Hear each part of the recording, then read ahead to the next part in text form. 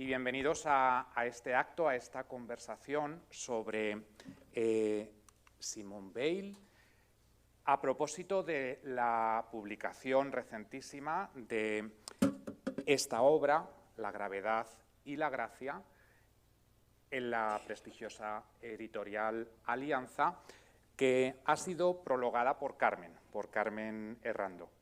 Voy a hacer una presentación somera de los méritos de Carmen porque entiendo que la mayoría de ustedes la conocen. Carmen es profesora de la Universidad San Jorge, imparte clases de ética dentro del Instituto Humanismo y Sociedad. Es miembro de la Asociación de Estudios sobre el Pensamiento de Simone Weil en Francia, la Asociación Internacional. Lleva además muchos años participando en los encuentros anuales y ha publicado varios artículos sobre Simone Weil y en particular yo subrayaría sobre la recepción de su pensamiento en España en los últimos años. Muchos la conocéis porque en La Ciudad, en el periódico de Aragón, en el Heraldo de Aragón escribe con frecuencia precisamente sobre el pensamiento de Simone Weil, casi siempre a colación de cuestiones de actualidad.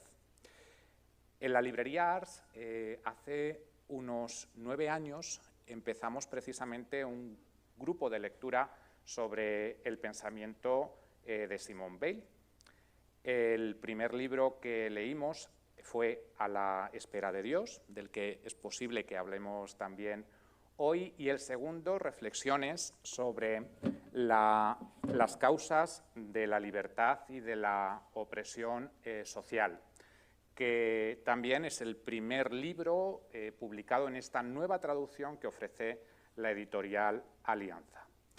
El pensamiento de Simone Weil ha sido puesto al alcance en España por la editorial Trota desde prácticamente finales del año 2000. Desde el 93, ¿verdad? En el 93 se publica el primer libro, ¿cuál es? La gravedad y la gracia. Ahora después Carmen nos hablará un poquito, nos dará algunos datos biográficos sobre esta pensadora, pero ciertamente desde la publicación de los escritos en español en la editorial Trota hasta nuestro presente, el interés por su pensamiento no ha parado de crecer. Y eso además desde ámbitos muy dispares y variados. Los libros de Simone Weil se encuentran en las librerías religiosas, pero también en librerías con una sensibilidad marcadamente de izquierdas. Simone Weil la leen cristianos y la leen filósofos o pensadores vinculados a la izquierda.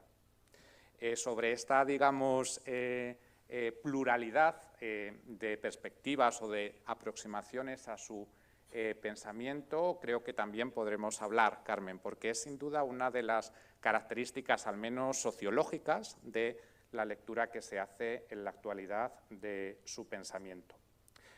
El hecho de que la editorial Alianza, que es una de las editoriales que en el plano divulgativo es prestigiosa y tiene una larga historia en nuestro país, se haya lanzado a una nueva traducción de sus obras, porque entendemos que esto forma parte de un proyecto editorial más amplio, una nueva traducción y además prologada pues, por digamos, distintas personas que en nuestro país se acercan a su pensamiento. Carmen ha prologado La gravedad y la gracia, que es un libro esencial, precisamente fue el primero que fue publicado por la editorial Trota, porque fue el primero de los libros, también nos hablará sobre la historia de su composición, que fue publicado tras su muerte en Francia. Murió en Londres, no en Francia, ¿eh? Sí, pero el libro se publicó en Francia, ¿no? Ah, bueno, sí, qué bobada, sí, sí, perdón. Sí, no. Ya no sé qué iba a decir a propósito de esto. Pero bueno, en cualquier caso, que es un motivo de celebración esta nueva propuesta El prólogo de Carmen ya les puedo decir que es extraordinario. Quienes la conocéis, sabéis que el rigor y el cariño con el que siempre se ha acercado a la figura de Simone Weil, la preocupación por divulgar su pensamiento tanto en nuestro entorno más cercano como a nivel nacional, siempre es una de las características, yo creo, que de su trayectoria intelectual. Así que es un verdadero acontecimiento el que podamos presentar este libro y dialogar con ella sobre su pensamiento. Antes de seguir, toca la publicidad y es anunciarle las próximas actividades que se proponen desde el área de cultura. La semana que viene, el martes 14, tendremos una tertulia sobre el documento Dignitas Infinita, con la participación de Emilio Aznar, Álvaro Lobo y Cristina Solá. Y también la semana que viene tendremos el 15 de mayo, el miércoles, la segunda sesión del ciclo Arte y Espiritualidad que tuvo comienzo el mes pasado. Dicho esto, pues podemos empezar. Carmen, muchas gracias por estar aquí.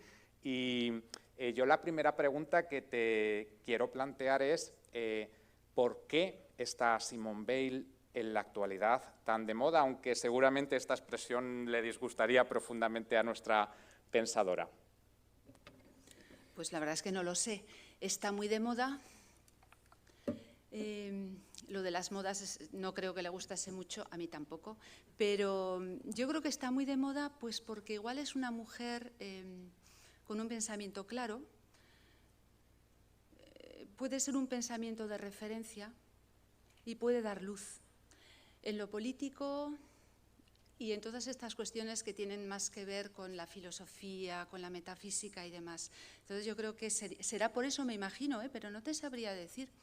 Hay temas muy importantes que están sacando ahora pues en algunas editoriales pequeñitas, pues extractos de, pues yo qué sé, lo que dice Simone Weil sobre la amistad o lo que dice sobre el amor. Es decir, están haciendo selecciones interesantes. Es un poco lo que han venido haciendo en Francia estos años. Yo creo que se está imitando, pero me parece que es por eso, porque es una mujer con un pensamiento pues preclaro y creo que por eso atrae. Y luego también me imagino que como la gente también conoce su vida, es una vida muy coherente con el pensamiento. Es decir, yo creo que hoy nos atraen cuestiones o personas auténticas porque vivimos en un mundo, creo que poco auténtico, entonces puede ser esa una de las razones. Quizá haya más, no sé. El hecho de que las dos, digamos, primeras obras que Alianza haya publicado sean reflexiones sobre las causas de la libertad y la opresión social, y la gravedad y la gracia pone de manifiesto esa diversidad de intereses, digámoslo así, que sí, entiendo que desde el punto de vista de Simone Weil están profundamente conectadas. ¿Por qué Alianza publica estas dos primeras obras en primer lugar?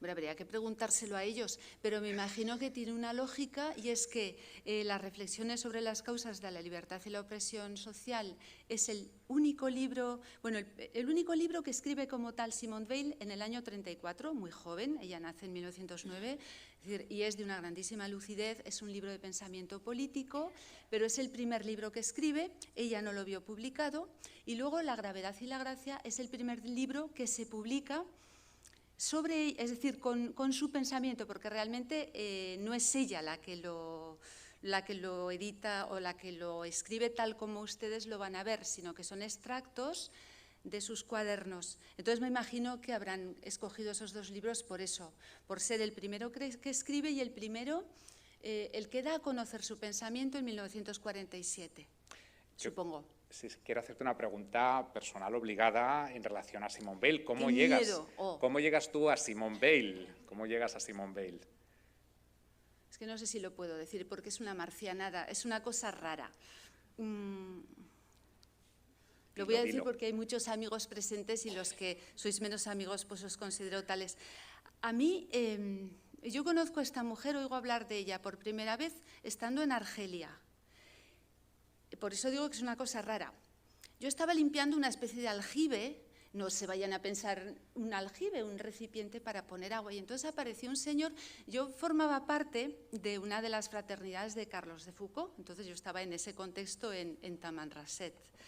Y entonces apareció un señor de los muchos personajes que pasaban por ahí por el desierto, que parece que no, pero pasaba gente muy extraña. Y aquel hombre me vio limpiando aquella especie de aljibe y me dijo que me parecía a la Bale, porque yo tenía unas gafas un poco redondas con un aro negro y yo dije, ¿y quién es esa señora? Se lo pregunté a Antoine Chatelard, que a muchos les sonará porque es el gran biógrafo de Carlos de Foucauld, a quien tuve la suerte y el honor de conocer. Y claro, yo pregunté, ¿y quién es? Y es verdad que al cabo de un tiempo, pues de 2 años, ya estaba yo por aquí, o bueno, estaba en Francia, Antoine, este hermano, me regaló La Pesanteur et la Grâce, pero unos amigos míos de origen judío, buenos amigos, me regalaron el mismo libro, es decir, me llegó la Pesanteur et la Grâce, la gravedad y la gracia en francés, por 2 vías distintas. Entonces, claro, eso era una señal, ¿no? Pero llegué así, ya sé que es una marcianada, pero es la realidad. Sí, sí. De esto hace muchísimos años, eran los años 90, o sea, pero muy principios de los 90. Es posible que alguien 1900... al ver el cartel no se haya percatado de que la foto es de Simone Veil, quizá ha pensado que era Carmen. No. Dicho, a propósito de esto, entiendo que para ti, Carmen, el escribir un prólogo de La gravedad y la gracia pues debe ser una satisfacción y también de alguna forma una conexión pues con ese momento en el que llega a ti ese texto, ¿no? de La gravedad y la gracia. A mí me hizo muchísima ilusión, que os voy a decir. O sea, es una cosa no merecida y todo eso, pero bueno, me tocó, no sé por qué. Podemos anunciar que estás ya preparando el prólogo de... L'enracinement está traducido como echar raíces, probablemente se titulará en alianza, no sé si lo puedo desvelar, pero lo voy a hacer, el arraigo. Es la segunda gran obra. Si las reflexiones, ella lo consideraba su primera gran obra, este otro fue el libro que dejó sin acabar en Londres cuando muere en el 43, y ella en cartas a sus padres le llama su segunda gran obra. Entonces, bueno, estamos haciendo ya se está preparando la edición de este libro, que es otro de los más importantes. Será la ocasión, sin duda, para que volvamos a hablar de... Bueno, igual nos echan en el Pignatelli y dicen estos petardos otra vez. En fin, esto es una broma, Ríanse. Sí. Bueno. Vamos a hablar, Carmen, yo le he propuesto a Carmen que hablemos un poco sobre el libro, porque es un libro que, hay que decirlo, no es un libro fácil. No es un libro que uno se pueda leer digamos, de corrido, porque es un libro que tiene una naturaleza fragmentaria, es una selección de textos. Entonces, le proponía a Carmen que hablásemos, a pesar de, digamos, la dificultad de abordar este texto en un diálogo, hablar de algunas nociones o de algunos aspectos que están presentes en el texto, y luego hablar también de la biografía de Simone Veil, a partir de unas imágenes que Carmen ha seleccionado. Entonces, lo que te propongo, Carmen, es leemos algunos fragmentos. Yo he seleccionado algunos fragmentos que voy a proyectar precisamente para... Antes de que haga esto, voy a ser anarquista y voy a decirle, porque ella también lo era, quiero decir, bueno, eso ya lo saben ustedes, pero es para decirles que los textos que vamos a proyectar, que son textos, me imagino que sacados de La gravedad y la gracia, pues es decirles que el libro es una selección que hizo Gustave Thibon, que era un pensador, un escritor autodidacta francés, a quien ella le dejó una maleta, un maletín lleno de papeles, de unos cuadernos que había escrito ella en Marsella. Entonces, este señor hizo selección, la que a él le pareció, y le dio unos títulos que son los que, si ven el libro, encontrarán en él, pero los dio Gustave Thibon, no Simone Veil. Pero son extractos de esos cuadernos. Generalmente, los amigos franceses no les gusta mucho que se edite este libro porque piensan que realmente, y se ha cuestionado mucho si realmente es un libro de Simone Weil o es un libro de Gustave Thibon, pero no deja de ser la puerta de entrada al pensamiento de Simone Weil y a este pensamiento no el político, que es el que verán en las reflexiones o próximamente en el arraigo, sino un pensamiento mucho más metafísico y de origen religioso. Como Gustave Thibon era un católico, claro, era además un terciario carmelita, pues claro, la orientación religiosa del libro viene muy dada por él, es decir, lo que selecciona él en los cuadernos. Es que eso lo quería explicar para que vean que cómo se hace esa selección, pues realmente no la hizo ella. Pero también hay que decir, en favor de Gustave Thibon, que Simone Weil, cuando se va de Marsella a Estados Unidos, le dice a este señor, mira, yo te confío estos cuadernos y si en unos años no sabes de mí, puedes hacer con ellos lo que quieras. Como ella muere en el 47, en el 43, él se entera que había muerto pues un año después, pues hizo lo que ella le había dicho, es decir, un poco la selección que él quiso, ¿no? Entonces, simplemente les cuento esto para que vean que los fragmentos tienen que ver con la selección que hizo esta persona, que era un buen amigo de Simone Weil, con quien ella pasó una buena temporada, porque él era agricultor y entonces ella quería conocer un poco el mundo de la agricultura y estuvo en casa de los Thibon, de la familia de Gustave Thibon, casi 2 meses. Vale, ahora ya puede usted poner... No, sí. Yo creo que la primera pregunta, Carmen, acerca del contenido es precisamente acerca de las nociones de gravedad y gracia, porque es un título sin duda sugerente. Que da Thibon, que da Thibon. Lo da Thibon. Con una, digamos, noción teológica, como es la de gracia, y con una noción física, la de gravedad. Entonces, si te parece, voy a leer el inicio del libro, ¿de acuerdo? Es decir, se puede decir que el libro son diversos capítulos que tienen un título. También sobre esto quizá nos puedes hablar algo, y el primero es la gravedad y la gracia, y el libro empieza diciendo lo siguiente: todos los movimientos naturales del alma se rigen por leyes análogas a las de la gravedad material. Solo la gracia constituye una excepción. Debemos esperar siempre que las cosas sucedan de acuerdo con la gravedad, a menos que intervenga lo sobrenatural. Entonces, quería leer este texto para preguntarte, Carmen, sobre la noción de gravedad y de gracia en el pensamiento de Simone Weil.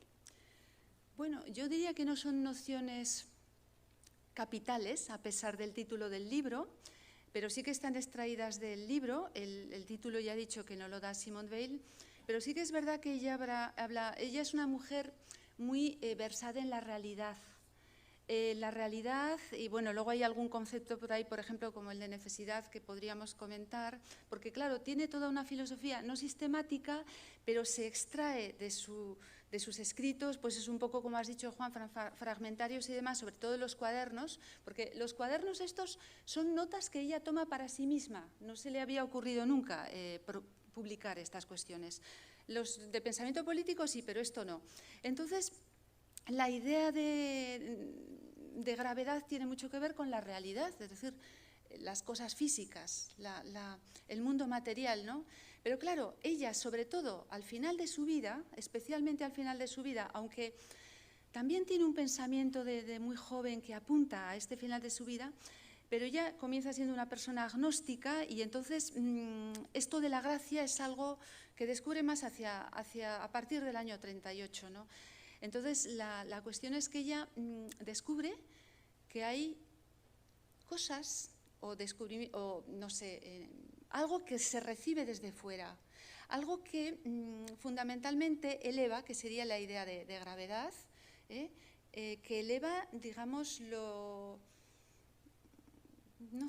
más de andar por casa, ¿no? Es decir, que encontramos en la vida esos dos grandes movimientos, es decir, lo que me tira para abajo, lo que sería, lo que tendría el peso no solamente de los acontecimientos, sino también lo que está marcado por la necesidad física, es decir, y luego todo aquello que nos eleva, que generalmente es algo que nos es dado, y de ahí lo de la idea de gracia, que está también articulada con la portada del libro, ¿no? Con el ala y con las pesas, ¿no? Pero bueno. Hablaremos porque aparece la gracia en algunos de los fragmentos que he seleccionado. Quizás son demasiados, no nos dé tiempo a hablar de todo, pero ahora aparecerá.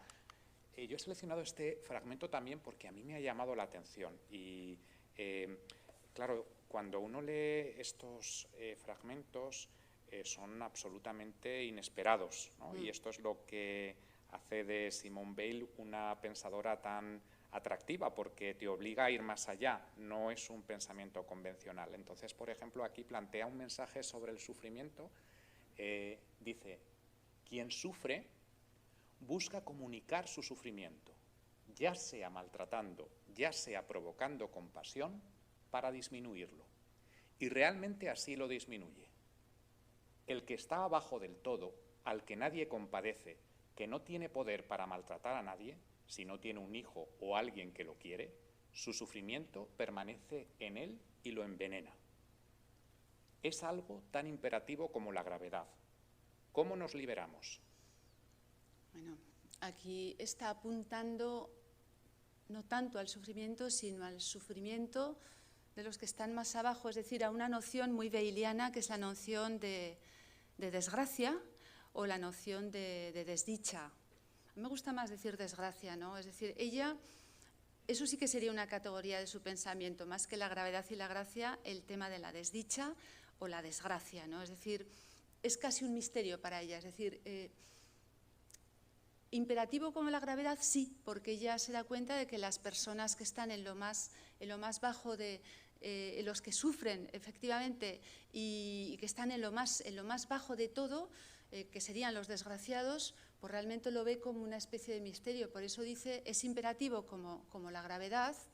Esto sería para profundizar mucho, porque el tema de la desgracia, que además yo creo que no la ha tocado nadie como lo ha tocado ella, es para hacernos la pregunta, es decir, ¿realmente cómo nos liberamos? Bueno, ella va a decir que eso no tiene liberación al final, si es que apuntamos a la desdicha. Yo al leer este párrafo lo interpretaba en una perspectiva fenomenológica de cómo funcionamos los seres humanos a la hora de gestionar esas experiencias, angustia, inquietud, pesar, que podemos englobar dentro de la categoría de sufrimiento. Es decir, la necesidad de comunicar a través o bien del dominio o de la petición de compasión esa experiencia humana. Por eso a mí me resultaba muy revelador, muy luminoso de una experiencia elemental de que hacemos todos. Hombre, es que esto que dices es muy fenomenológica Simone Weil en el sentido de que describe mucho la realidad, la vida, ¿no? Yo igual he apuntado ahora hacia una cosa que no está tan explícita en el texto, ¿eh? Lo explícito quizá es lo que vemos, lo que dice eso, lo que sucede cuando una persona sufre, ¿no? Cómo quiere descargar ese sufrimiento. Yo me he ido al sufrimiento de los de abajo, esos que dicen los de la desdicha, pero realmente es una persona que, si ustedes, por ejemplo, en este libro se ve mucho esa fenomenología del alma humana, ¿no? Es decir, es muy capaz de explorar, de analizar el sentimiento, las reacciones, y en eso, como es una mujer, ya lo he dicho, muy versada a lo real, o sea, a ella le interesa realmente cómo funcionamos los seres humanos, es capaz de decir estas cosas. Pero estoy en ello, de lo de la fenomenología del alma. Que tiene, en parte, esa es mi impresión, su interés hoy radica precisamente en un periodo cultural en el que el lenguaje psicologizante fagocita la mirada sobre el ser humano, esta frescura de estas ideas y conceptos filosóficos nos resulta muy refrescante, muy luminosa. Sí, y muy necesario, porque ella decía realmente si un pensamiento se expresa mal se está cometiendo un crimen. Es decir, apela siempre a la verdad, pero también en la escritura y todo eso, y es rigurosa, es decir, es una mujer con una probidad intelectual impresionante. Es así. Creo que voy a dejar esto por avanzar en otros temas, porque he preparado diversos Haga textos. usted lo que quiera. Es Gracias. Sí. Tengo el mando.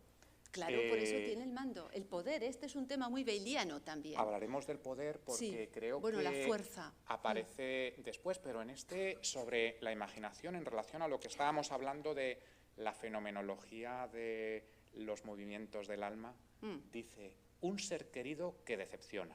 Le he escrito. El leísmo está en el texto. Imposible que no me responda lo que me dije a mí misma en su nombre. Aceptar que sean distintos, no las criaturas de nuestra imaginación, es imitar la renuncia de Dios. Yo también soy distinta, no la que imagino ser. Saberlo es el perdón. Creo que es el cierre del capítulo sobre la imaginación y habla sobre cómo nos relacionamos con las imágenes de los otros en lugar de con la realidad del otro, así lo entiendo yo.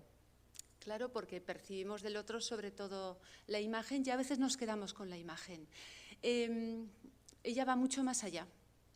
Y luego el tema de la imaginación, ella era sanjuanista, no teresiana, San Juan de la Cruz, no Santa Teresa, pero la Teresa decía que la imaginación es la loca de la casa y un poco ella está en esto, es decir, a ella le aterra mucho lo imaginario, precisamente porque lo que le interesa, y además subraya eso, es lo real. Es una mujer fuertemente volcada en lo real. Entonces esto pues va por ahí. Pero claro, este texto es para darles más vueltas, porque claro, el tema de por ejemplo, saber eso es el perdón, es como una reconciliación con uno mismo, ¿no? Es decir, cuando a veces catalogamos a los demás y demás desde nuestra a veces imaginación o la imagen imaginaria, pues nos damos cuenta de que descubrir la realidad sería el perdón en el sentido de quizá de tener misericordia más que con él, con nosotros mismos. Por idiotas, me dan ganas de decir, ¿no? Por no darnos cuenta de que estoy viendo la fachada y no la esencia. Yo creo que por ahí podrían ir los tiros, pero bueno, esto es para... Es decir, como ven, los textos son para darle muchas vueltas, pero yo creo que encierran mucha verdad. Y es esa verdad además expresada por medio de las palabras justas, ¿no? Como se puede ver. Podemos decir que Simone Weil es muy poco jesuítica, porque para el pensamiento jesuita, muy poco jesuítica, la imaginación dentro de los ejercicios espirituales... No, en eso era muy como San Juan de la Cruz, que también no le gustaba nada eso de tener que imaginar. Lo de los ejercicios espirituales le gustaría poco, seguramente. Sí. Me atrevo a decirlo leyendo. A pesar de que estamos en esta casa muy bien acogidos, cosa que agradecemos de corazón, pero es así. Sí. Nada en el mundo puede quitarnos el poder de decir yo. Nada, salvo la extrema desgracia. Nada es peor que la extrema desgracia que destruye el yo desde fuera, puesto que a partir de ahí ya no puede destruirlo uno mismo. ¿Qué les sucede a aquellos cuya desgracia ha destruido desde fuera el yo? Para ellos solo cabe imaginar la aniquilación a la manera de la concepción atea o materialista. Muy así, es muy real, es que no hay nada que añadir, es claro como el agua. Es decir, de nuevo estamos hablando de los desgraciados, pero luego aquí yo subrayaría una cuestión, el tema de decir yo. Es decir, Simone Weil llega a afirmar que el egoísmo no existe, pero sin embargo es fundamental reconocer que somos un yo, aunque luego hablará de la destrucción del ego, pero no es lo mismo el ego que el yo, le moi que le je en francés, no es lo mismo el ego que el yo, ¿no? Entonces, en este sentido, ella como persona, como intelectual sobre todo y como una mujer que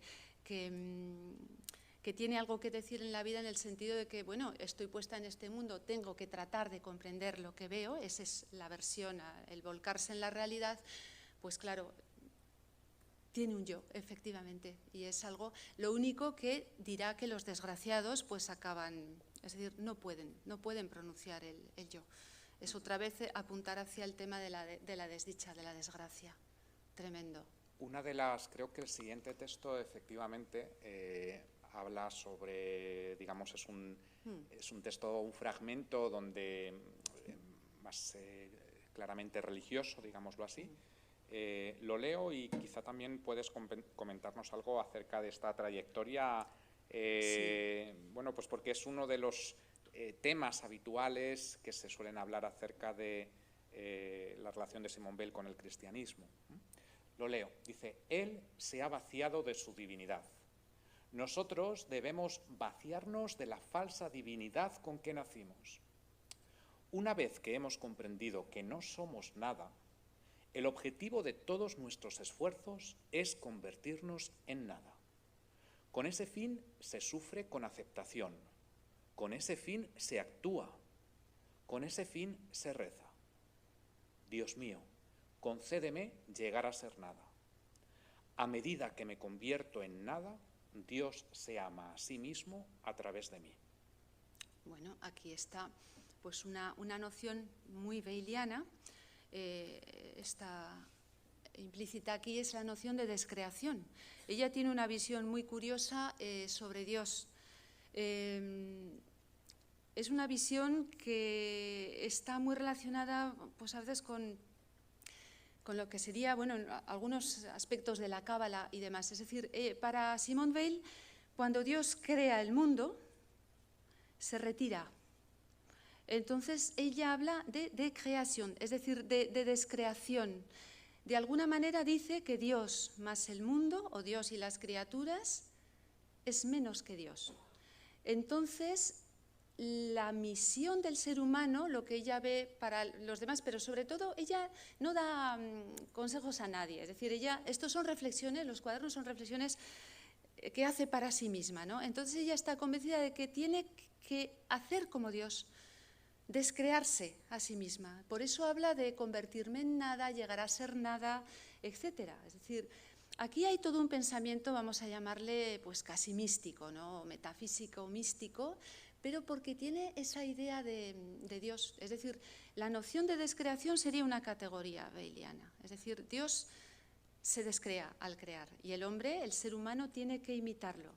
Entonces, claro, esto es todo una llamada, pero sería una llamada, quiero decir, no es que nos llame a nada, pero sí que sería como una invitación, ¿no?, a descubrir realmente el vacío en nosotros, porque además sin ese vacío es imposible que recibamos, pero es una visión ya religiosa y metafísica, ¿no? Sin ese vacío es imposible acoger nada, pero fundamentalmente la gracia, por ejemplo, sin vaciarnos no podemos acoger nada que venga desde fuera, porque ella tiene una visión que al final de su vida sí que habla de un infinitamente pequeño que descubrimos en el interior de nosotros mismos, pero fundamentalmente todo lo que nos viene como algo maravilloso, magnífico a los seres humanos, que sería esa gracia, nos viene dado desde fuera.